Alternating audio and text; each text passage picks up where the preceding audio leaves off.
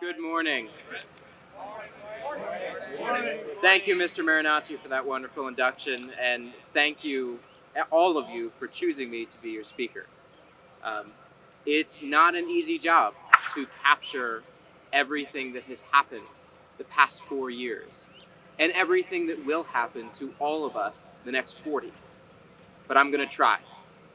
Um, it's easy, I think, to reduce our experience as a class to these past very difficult 2 years. But that, I think, would do a disservice to all of us. We've been through a lot together. A lot of great things and a lot of not so great things. As a matter of fact, we will be the last upper school class that was here when our campus was rocked with the insidious virus of racism that we saw rear its head in freshman year. And we will soon be one of the last classes that was here during the worst global pandemic in 100 years. But we also fought 4 turkey bowls together. Well, 3. We also fought any number of its academic, of forensics, of orchestral concerts together, and we did those together. I think it's easy, in the face of any hardship, that our natural response would be to cut and run. But none of you sitting here did that. The fact that you're all here today is a testament to the fact that you did not do that. You made it your 4, possibly your 7 for many of you years here, and you did it with gusto. It's easy to think of ourselves as any other class, but we're really not. I mentioned the pandemic earlier, and it's difficult, I think, to not let that dominate what we're talking about here today. For many of us, that defined our senior year. I'm reminded of, now normally I give myself a limit of 1 historical reference, lest my audience start falling asleep, so I'll keep it short here. I'm reminded of the class of 1941. The class 80 years our senior. It may seem almost self-indulgent to compare ourselves to a class that was being shipped off to fight an axis of darkness. But for many of us over the past 2 years, the wars that we were fighting were far more domestic. We were fighting a war to stay connected with each other. We were fighting wars to keep our head above water in school. We were fighting a war for our very sanity. And that shouldn't be underestimated, gentlemen. You all, in one way or another, have won that war. It's not yet over, but it will soon be over. And the fact that you're all here is a testament to the fact that you're still fighting. I don't know what it is about classes that end in 1, 2021, 2001, 1941, and 1861, but it seems that the world likes to throw us a couple extra challenges. And I'm proud to say that this particular group of men has risen to that challenge. And I'd like you all to give yourself a round of applause for that.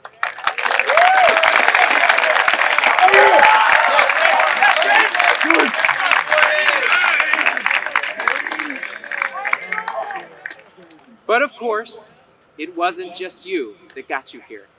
You have parents, you have grandparents, you have teachers, you have friends, you have administrators, all of whom care about you deeply. And I want to echo the sentiments that Mr. Marinacci and particularly what Mr. Slichtig said. It is so important over the next 2 weeks for you to continue to water those relationships, because many of them will be extinguished when you walk across the hollow. But that doesn't mean that the place where you forged them is any less ready to receive you when you come back. What I mean by that is, even though, as Mr. Slichtig said, you may fall out of touch with most of the people you're sitting here with, this institution that forged those relationships will be standing in 5, 10, 15, 20 years. And you know how you'll know it'll be standing? Because you'll be getting letters asking you for money. It'll be a great reminder.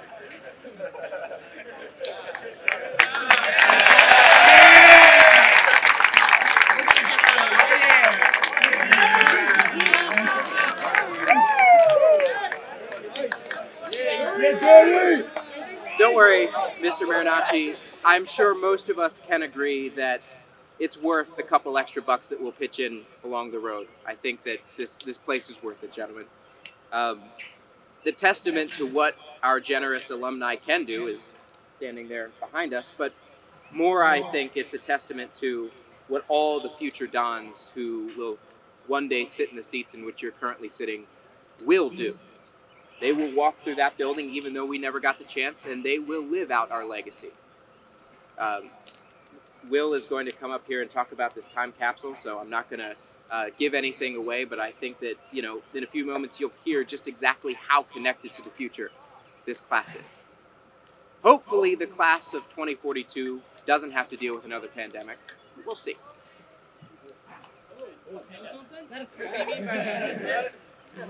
You know something we don't? No, if I did, you would know it anyway. Anyway, gentlemen, on a personal note, I do want to thank all of you for giving me a wonderful 4 years. I don't think I could have asked for a better class. This group of people really is spectacular. And even in the midst of all these wars that we're fighting, we came hot off the pan in our freshman year, as I mentioned, and we're finishing hot off the pan of a pandemic in our senior year. We have some pretty incredible people in the audience today. Mr. Brown was here earlier. He is so proud of that Mount Blakemore commission from Kintrez folks. Can we get a hand for Kintrez folks? I am incredibly proud of our theater department for continuing with Theater Under the Stars, even in a pandemic, continuing to give us laughs and emotions, even in the midst of a pandemic. Can we get a hand for our theater department? And for all of our incredible athletic programs, as I understood, we just won a rugby championship.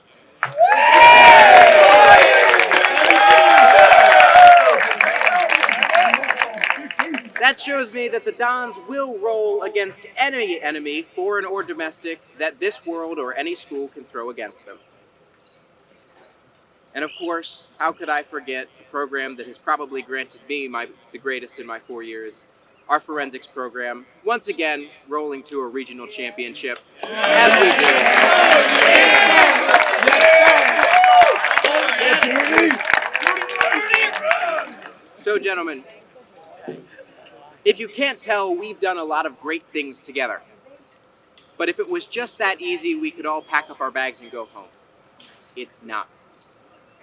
The purpose of me coming here to you today was to really put into perspective everything that you've accomplished and everything that you have conquered.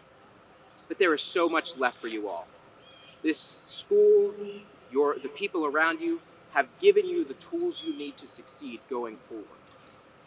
And I have no doubt that each and every one of you, not only will you walk across the hollow, but once you walk off the stage in the hollow, you will walk successfully, confidently, and actively into that next chapter of your life. I will miss each and every one of you that I don't keep in touch with, and that's just the fact of life.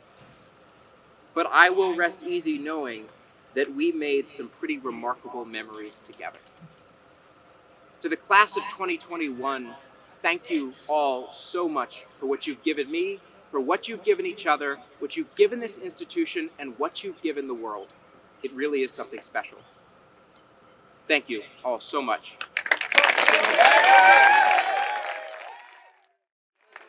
I didn't get the dress code.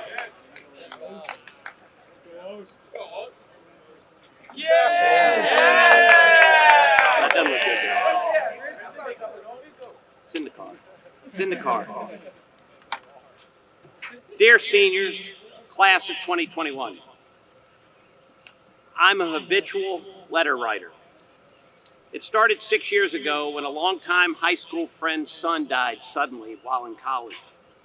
And I learned 2 weeks after the fact. Writing that condolence note, I thought about how letters seemingly only happen when someone dies or someone says thank you for a gift, or in this technological age, not at all.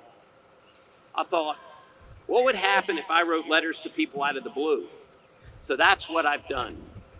I started on March 14th, 2015. Since then, I've written more than 1,100 letters, ranging from a man named Edward Brown about my age in San Francisco, where I used to live, to Griff, who was in prison in Texas, and a year-long, almost 40,000 word letter to my wife as an anniversary present. I've written to friends, college recommendations, Kairos letters, my parents, both my children, and colleagues. So what better way to say something to you than by a spoken letter?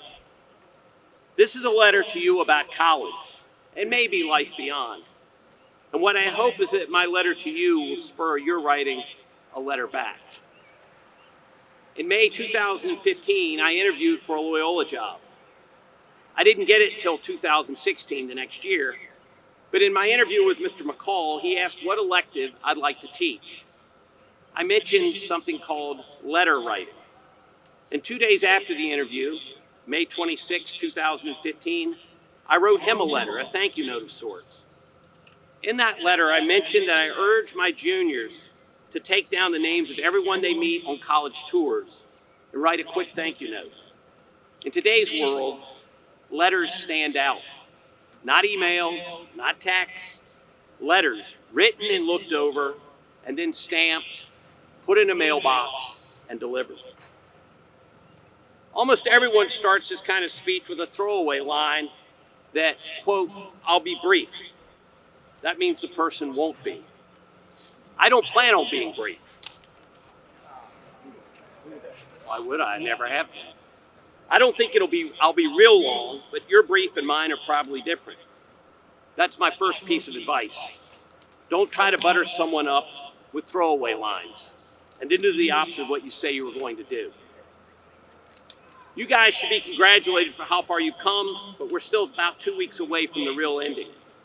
Know that you've worked hard, survived and thrived, struggled and overcome. No matter what happens moving forward, you deserve any and all praise. But there's always a but. So here goes. But you're heading out into the big and sometimes bad world, sometimes called college, but not only college. Most of you, if pushed, would admit you're scared. That's okay. I'm scared giving this speech. Fear is simply a reason to avoid something. Don't give in to it. Here is some practical advice, at least I think it's both practical and advice, for the next few years of your life. Most of this will be non sequiturs, and that's okay, because that's the way my mind works, and good advice shouldn't be understood immediately. Like good coffee, it needs to steep and percolate. Advice as you head to college. First, there are two basic paths or plans for going on vacations. One, you go to the same place and it's comfortable. You know, the ice cream shops, the best breakfast spots, the hiking trails nobody takes. You relax because you know what's going to happen. There are few surprises. Or two, you go somewhere you've never gone before, and everything is new and adventurous. There may be more stress because there are more unknowns, but you also get out of a routine, giving both your mind and body a chance to recharge by doing something different. Life is no different. Interestingly, you'll need both of these options throughout your life. Comfort, adventure, and non-stress routine versus potential stressful opportunities that can go wrong. College starts out as vacation path number 2 and probably will become vacation path number 1. Keep in mind both of these as you move forward. Find and settle into a comfort spot and seek out discomfort spots, places and people and opportunities that unsettle you. By confronting and engaging your discomforts on your terms, you will be ready when discomfort seeks you out and won't let go. And it will happen. Advice number 2, second, go to at least one event a semester not in your wheelhouse. That can be a lesser known sport, one that most students don't go to, like wrestling or field hockey. It can be in the theater, one of the student-led productions that are usually held in out-of-the-way places that are hard to find on campus. And make sure you go to a women's athletic event. My sophomore year at Middlebury, I missed 2 basketball games all year, home and away. We usually had 50 or so fans at a home game. Because of my commitment, I was included in all team parties. I occasionally rode on the team bus to an away game. I loved basketball and wasn't good enough to play Division III, but in many ways I had much of the experience. Advice number 3, involve yourself in the community around and outside your college. Do Big Brother, Big Sister. I did that. Or get a job at a local coffee shop. Go to community events, things like pancake breakfasts at the VFW posts. They're always cheap. Or at a local church. Attend a local church. Think of college as more than 18 to 22-year-olds. Think of it as much more than a series of semesters taking 4 or 5 classes. Think of yourself as a lab rat in a maze with endless ways out and endless opportunities to bump into experiences. 4, you're going to like this and your parents are going to hate it. Take at least one class far from your major as possible. Here goes the... And when you take this class as far away from your major as possible, take it pass-fail. Take it for the experience of learning something so new that you're forced to meet people who think differently than you. By taking it pass-fail, it relieves a lot of pressure. I didn't have to do this because I lived this experience through my roommate, who was a physics major. I met his friends, all big-time nerds. I was American Studies, all big-time BSers, and he met mine. It goes without saying they were very different, but ultimately, they and my friends both were very much the same, and we were all very interested. 5, have a friend of the same gender who you can cry in front of. I'm not sure how you'll find this person, but I'm sure you will need this type of person at some point. Find him long before you need a good cry. And it's more than okay to cry. While it's easy to say, it's harder to pull off, especially as a man, but you will need to do it. 6, stay at your college as much as possible. You picked it for a reason. It's not a bus stop, a destination to somewhere else. Most of you will do this. It's okay to visit friends at other schools or to go home, but make sure your heart and soul is invested in the place where you live. If you're not fully invested in the place and its people, then transfer. And it's okay to transfer. 7, pick up 3 pieces of trash and hug someone every day. Picking up the trash reminds you that there's a bigger world than just you that needs tending to. And giving a hug, once the pandemic is over, feels good for you and the person receiving it. Ask the person if it's okay to hug. That shows that you respect their boundaries and space and that their opinion matters. 8, finally find that person in your dorm or class or campus who is truly the moral center of the world you're living in. This will take time. It should be someone who thinks of others first and does what's hard and right, not what's hard and wrong, or even easy and wrong. When I interviewed here in May 2015, I asked Mr. Marinacci who the moral center of Loyola was. His answer was immediate: Mr. Maccini. Use that person, who you may remember, some of you, as a compass. There are a lot more ideas of advice that I know and many that I don't. Find your own rules and suggestions and pass them around. Take what you've learned from a wonderful Loyola education, and I mean that in every sense of the word, and go out into the world scared but prepared. You will be fine. Thank you for thinking of me. I hope, coming back to my interview with Mr. McCall, that you will write me in the future. There's no rush. About taking some of my advice not only to heart, but also into action, and whether it was helpful or not. A letter is the start of a conversation, not the end. That's what I hope will happen between some, if not all of you and me. An ongoing conversation many years into the future. Take care, stay strong and safe, be humbled by what you've done and what you will do. Your friend, Edward. All right, guys.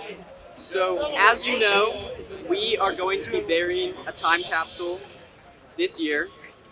So we're still in the process of collecting some of the items for our burial during senior night on June 1st. But I wanted to give you an update this morning and show off some of the items that we've already collected. So this capsule will capture the story of this year of great adversity, of great change, both on this campus and out in the world, of nationwide political action, of technological and medical advancement, and of cultural shifts. One of the easiest items to come up with was masks, and trust me, we have every single one from this year. We've also managed to get our hands on a vial of the Pfizer vaccine, which we will include. We have publications. We have publications, magazines, and newspapers that describe different components of our world, pop culture, science, politics. We'll be including a commemorative gold Bitcoin to mark the recent cryptocurrency craze. On a flash drive, we will include Creative Writings 2021 Workshops Literary Magazine, and then also a compilation sports highlight video put together by Owen Moog.